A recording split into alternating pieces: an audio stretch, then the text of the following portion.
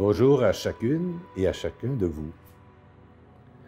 En ce deuxième dimanche de l'Avent, malgré nos inquiétudes et nos angoisses, la parole de Dieu vient encore soutenir notre espérance. Elle nous invite à préparer le chemin pour accueillir Jésus. Ce dernier s'offre encore à naître en nous. Il se fait aussi présence au cœur de notre monde très agité. Dans l'Évangile, dès le début, Luc situe dans le temps le ministère de Jean le Baptiste. Il précise que les chefs civils et religieux qui condamneront plus tard Jésus à la mort sont déjà là. Manière de rappeler que Jésus est bien le Sauveur. Comme pour les prophètes d'autrefois, Jean invite à la conversion. La réponse engage à un changement radical qui force à porter un regard nouveau sur toute réalité. Sans ce mouvement de transformations intérieures, le regard demeure voilé et le cœur fermé. Il en est aussi de même pour nos sociétés développées, qui ont fait du rendement économique un maître et souvent un Dieu. Comment alors reconnaître et accueillir Jésus? Comment alors ouvrir nos vies à celui qui veut rétablir la justice dans un monde où de grandes injustices perdues? L'appel de Jean est toujours pressant. Préparez le chemin du Seigneur et rendez droit ses sentiers. Et tout être vivant verra le salut de Dieu. Dans la première lecture, le prophète Baruch invite Jérusalem à aller de l'avant, malgré les souffrances du passé. Jérusalem a vu partir ses enfants en exil. Elle ne fait que pleurer sa tristesse, tant sa misère est grande.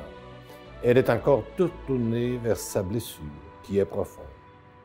C'est alors que la voix du prophète l'invite à changer son cœur et à avoir un regard nouveau. Jérusalem, quitte ta robe de tristesse et de misère et revêt la parure de la gloire de Dieu pour toujours. Enveloppe-toi dans le manteau de la justice de Dieu. Il en est aussi de même pour nous aujourd'hui. À regarder les souffrances et les misères de notre monde, nous pourrions verser dans le pessimisme le plus total, même au point de croire qu'il n'y a pas d'issue possible. Et pourtant, il est important de nous souvenir des promesses du Seigneur. Il ne nous abandonnera pas. Notre Dieu est fidèle. Tout en sachant que les solutions durables à la situation actuelle du monde peuvent tarder. Maintenons ferme notre espérance. Travaillons pour plus de justice sociale, à l'exemple de ces personnes engagées dans la lutte pour l'accès au logement. Apportons notre part pour aider la paix entre les peuples. Exigeons de nos dirigeants qu'ils s'activent pour plus de justice et de paix dans le monde.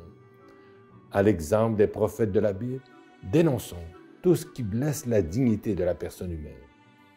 N'oublions pas que le 12 décembre prochain, en la fête de Notre-Dame de Guadeloupe, l'Église au Canada célèbre la Journée nationale de prière en solidarité avec les peuples autochtones. Faisons nôtre cette invitation. Nous sommes tous et toutes sœurs et frères. Que ce deuxième dimanche de l'Avent nourrisse notre espérance et nous permette de retrouver nos solidités. Ouvrons nos cœurs aux promesses de Dieu. Voilà le chemin à préparer. Bon dimanche, bonne deuxième semaine de l'Avent.